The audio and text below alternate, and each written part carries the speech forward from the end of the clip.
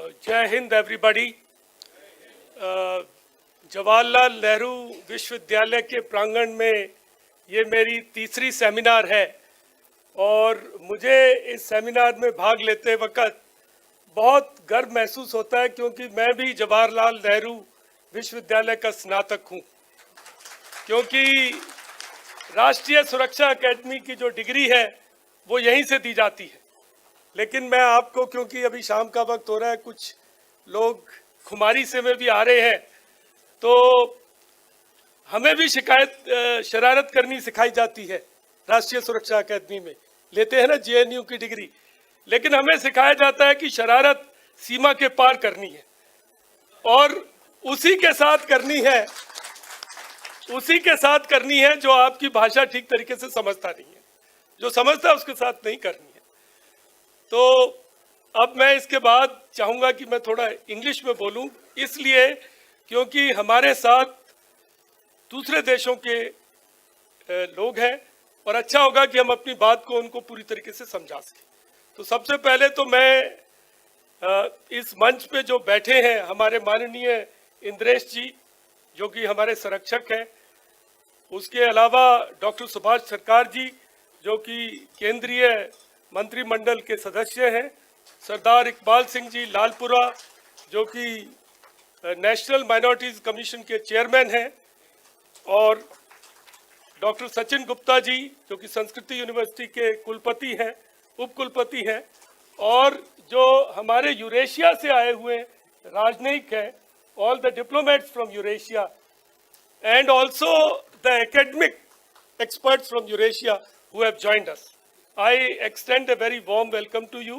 खैर मुकद्दम आप आए यहाँ पर, and we are the concept of Himalaya Hind Mahasagar has to be understood in the light of geostrategic theories.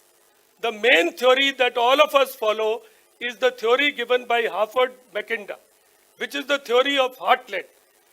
He said, one who rules the heartland will rule the world. And heartland was Eurasia. We all come from Eurasia. So that was his theory.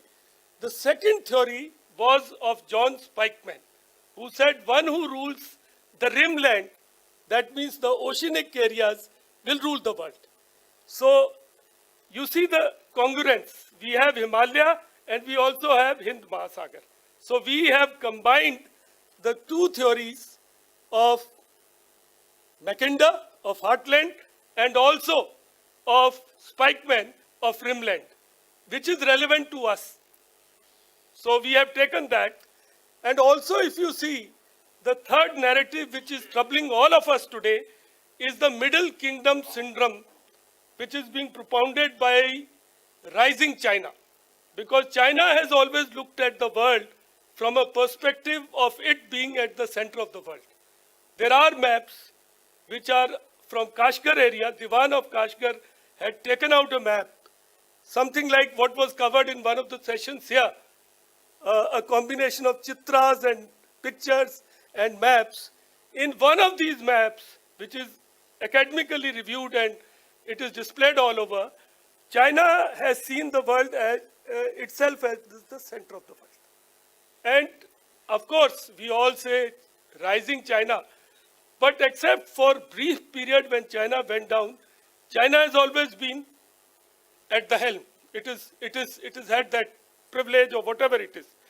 So we in our organization of Himalaya Hind Mahasagar have customized a group of nations combining both the theories which are relevant to India. It is extension of what our Honorable Foreign Minister is saying, plurilateralism. We can form our own groupings and can look at our interests. Basic thing is our interests. So my main theme as we go forward is that even if it is social connection or a cultural linkage, all of these require connectivity. Without connectivity, nothing can happen.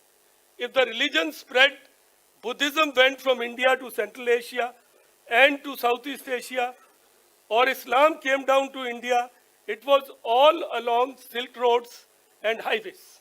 Whatever routes were there that time, or through the oceanic routes.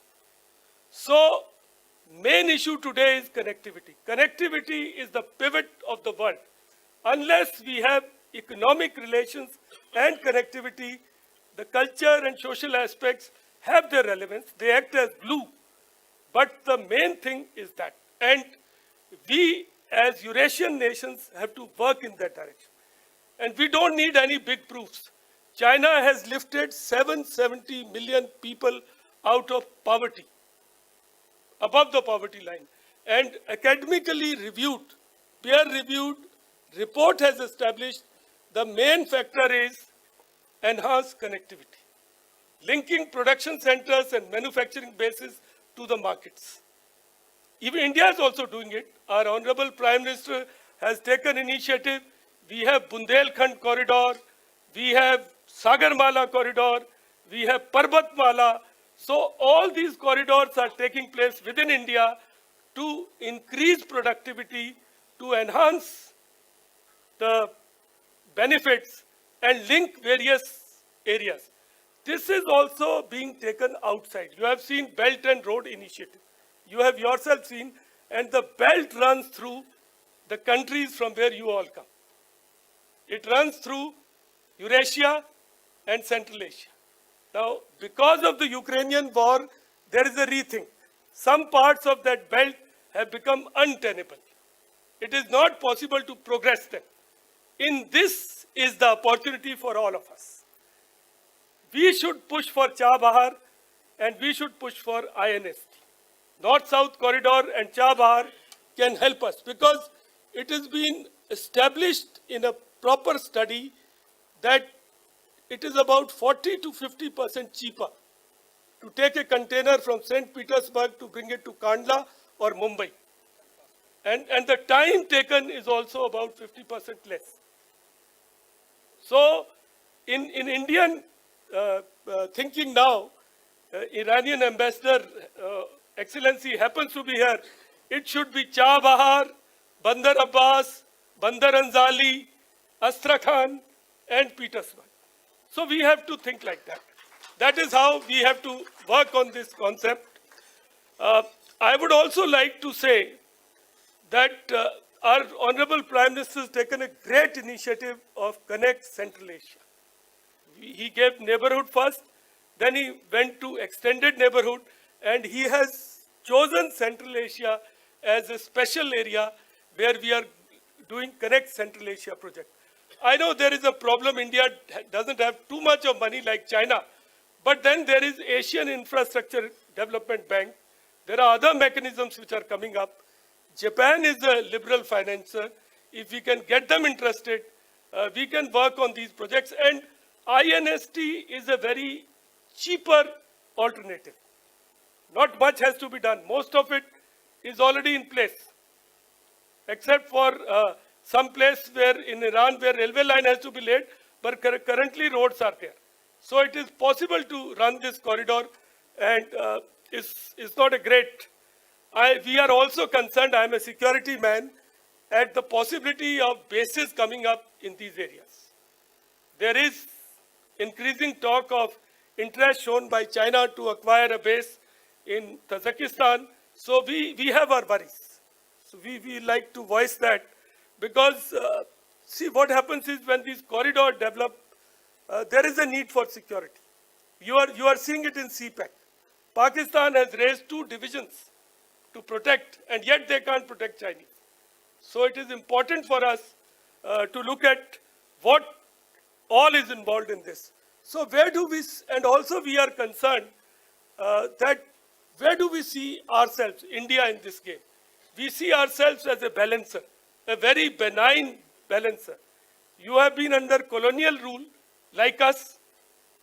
We don't have any such tendencies. We have never colonized anybody.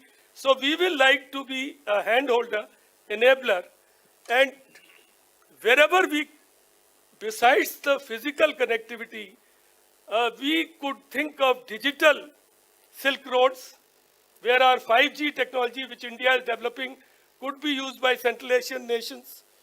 We could also have space corridor. Kazakhstan has got Baikonur Cosmodrome. Can that be put into equation? We could have agricultural corridor, cultural corridors, and sky is the limit. There can be multiple corridors, yoga, Ayurveda, Bollywood. I was so happy to hear somebody from Kyrgyzstan, Gulzur, Nazgul, Professor Nazgul, to say that I love parotha and ichak dana, bichak dana. So we in all, I would conclude by saying that we are a nation which is ready to work with Central Asia, and academia is an enabler. When you go back, do take these things forward so that we can build a movement in its favor. And all in all, we should have a win-win situation. We are referred to as heartland, and heartland should, in a benign manner, rule the world. And this year, we are president, so India is president of SCO, Shanghai Cooperation Organization, as well as G20. Now, none of the nations of Central Asia is part of G20. But India could act as a window for these nations into G20. Our Prime Minister is already talking of becoming the voice of Global South. So the voice of Central Asia can be added to that. So with that, I wish you bon voyage. When you go back to your country, take happy memories, and please remain connected and bonded with us. Thank you. Jai Hind.